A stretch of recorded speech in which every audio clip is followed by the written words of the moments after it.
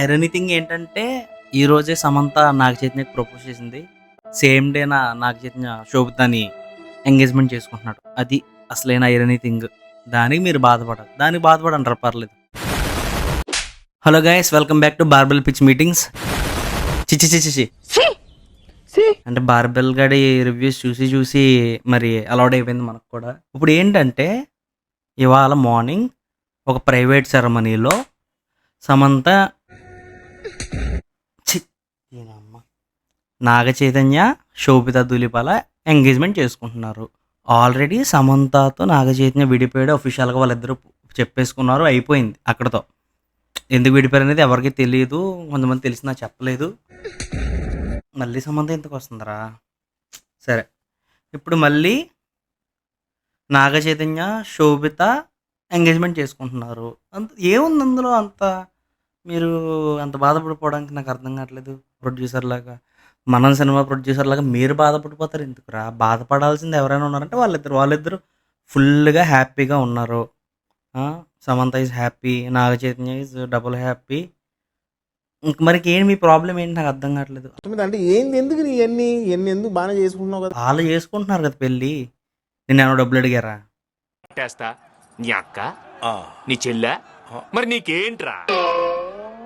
Already 1 year back ఎప్పుడో ఒక photo leak అయినట్టు అందరూ చూపించారు, కానీ ఆ ఫోటోని మీకు కూడా చూపిస్తాను. నేను ఒక రెస్టారెంట్లో బయటకు వచ్చింది, శోభిత అండ్ నాగ చైతన్య ఉన్నట్టు ఒక చెఫ్ తను సెల్ఫీ తీసుకుంటుంటే నాగ చైతన్యతో బ్యాక్గ్రౌండ్లో తను ఉంటుంది శోభిత.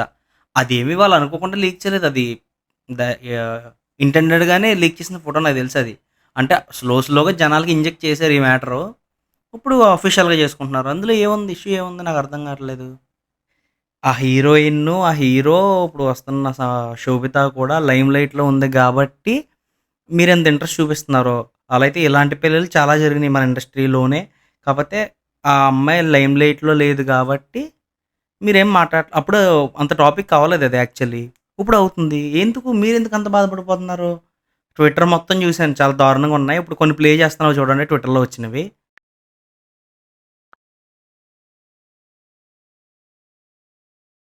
లే వచ్చేస్తున్నా కదే కథ నవ్వే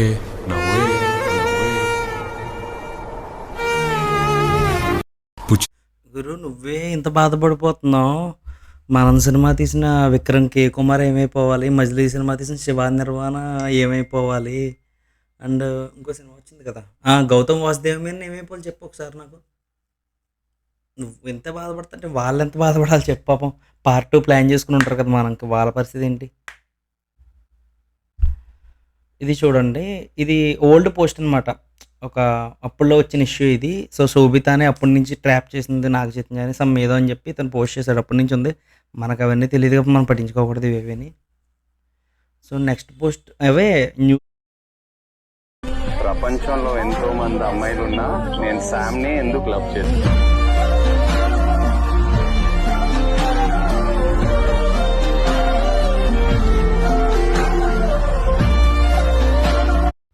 మనం ఏం చేయలేమండి, ఎవరి ఒపీనియన్స్ వాళ్ళవి, ఎవరికి ఇష్టం వచ్చినట్టు వాళ్ళు ఉంటారు, మనం ఏం చేయలేం.